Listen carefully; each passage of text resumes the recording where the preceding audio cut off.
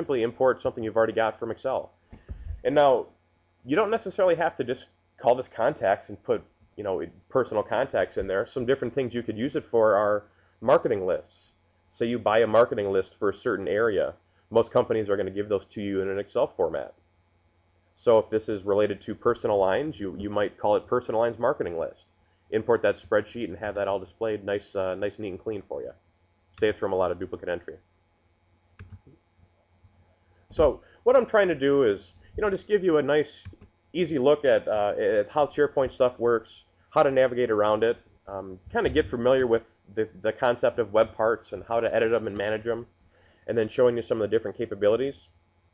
The other strength of SharePoint, though, that we mentioned at the opening was the ability to set different permissions and to delegate. So what we're going to do is we're going to go into people and groups and kind of show you and explain what permissions you can have. You'll notice that we've got a few different groups here. So let's look at and see what all these groups are. We've got a members group, which can just add stuff to the site. You can't necessarily make a new announcements list or a new library, but you've got permission to add to those libraries. Site owner, that's what we're running as right now. We've got all those permissions to add stuff, to add content, to delete items, and to add permissions. And then visitors would just be probably the standard user. You're not necessarily going to want all your users and all your different departments to be able to edit and add different content. You can make new groups. Again, these groups you see here are just what you're going to see on your website when it's default installed. You can name your group whatever you would like it. And lots of different options here. We're going to say leave this as group members, and only the group owner can modify the groups. You can actually allow requests to have people in the groups. This can be good if you're just not quite sure what people are going to need access to. If somebody's trying to access something they don't have permission to, they can request access, and you'll get that via email if you're the owner. And then you'll see the 4 different permission levels. Full control is what we're running as right now. Design can do pretty much everything except for manage permissions. Contribute, again, can just add stuff, add documents to a library, but not necessarily create or change the libraries. And then read only. So you see the different permission levels there. The way you want to make your site is you're going to want to have all your users created right from the start. It's going to make your life a lot easier. And we'll talk about that in a minute. It's one of the parts of how to plan your website out. So if we go to all people, you'll notice right now only the administrator's there. Now this does tie into your network. So what we're going to do is let's add Bob here.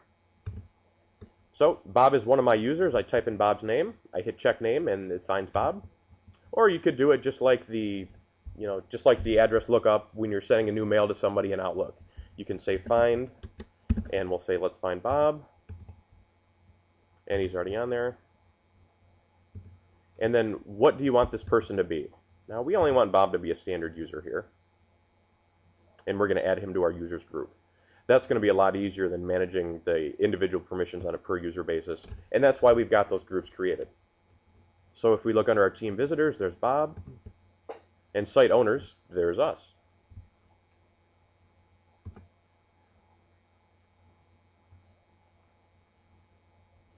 So now I'm going to go back into our task list that I was showing everybody just a little bit ago. And let's edit this item, and we're going to assign this to Bob.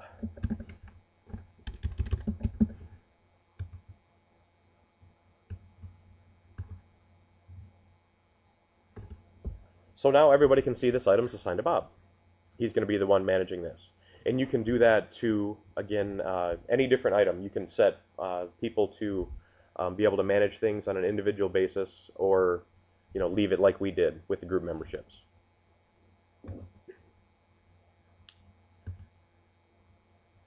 So we've kind of gone through the different parts of the site, showed what's out there, talked about permissions a little bit. What's important to do now is getting your plan together. What our recommendations are for being able to create a successful SharePoint site is create a plan for how your site's going to work. And the different things you want to think about is going to be the layout of your main page. Obviously, that's where you're going to start because that's where everybody's going to see first. You're also going to want to talk about laying out your sub-site structures. Now let me show you what that really means. Let's go back to our site real quick. And you see we're only really looking at our home page here. But the strength of SharePoint, again, one of them is delegation. So what we're going to do is, under Site Actions, we went to Site Settings, and we're going to go to Sites and Workspaces, and we're going to add a whole new site. And we're going to, say, add a personal lines or a commercial lines website.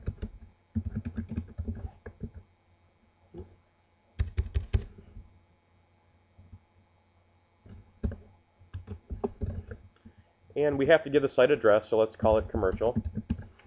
It really doesn't matter what you make it. That's just, you can browse to that directly. When you're creating a new subsite, or what's commonly used for different departments, you can just choose what template to make. You see by highlighting the different templates, down over here it gives you a description of what's in this template. The team site template is what you saw your default page set as. So I'll show you what that's going to look like. We'll tell it to use the same permissions as the parent site, or you can say use unique permissions. Now, unique permissions is where we would say create different groups.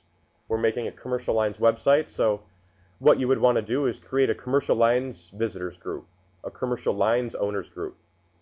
And you might give your personal lines or your commercial lines manager the commercial owner, and everybody else in the department make them the visitor.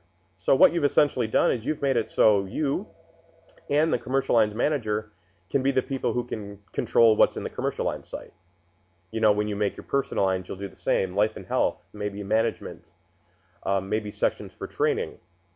Another section that a lot of agencies use is like an employee center or an HR. You might put content out there like your company handbook, information about your insurance, your benefits,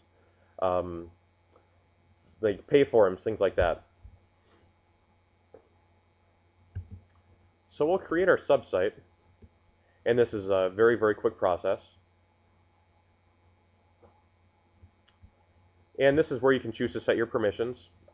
That's one of the main reasons I recommended that we create our, have our groups created right from the get-go. So now you'll notice we've got our home page, and then what we did is we created another site for a commercial lines department.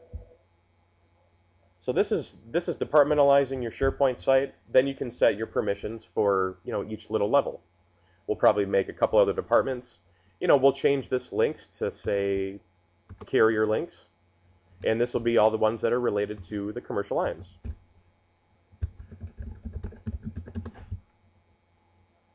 So now you're getting an idea of what you can do with the SharePoint, how you can branch out from just that first little basic site.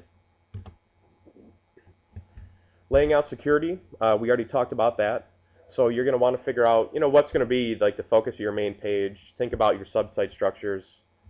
Think about your security, and then think about your content last, really. And the reason that is you're not going to know what to put in your in your personal lines website if you haven't figured out if you're going to want a personal lines website or not.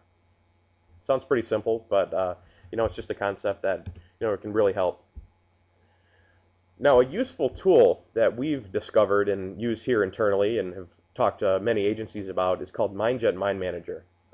And we use this for lots of different meetings, and I find this to be a great tool for figuring out what you want to do with your intranet site. If anybody's done like a brain dump or a brain share at a meeting, just coming up with lots of different ideas, this is a cool tool for that. And I'll show you how it works. Typically what I do when we're helping an agency plan out what they're going to do with their intranet is we'll make a new mind map, they're called. Just type in the text here of intranet,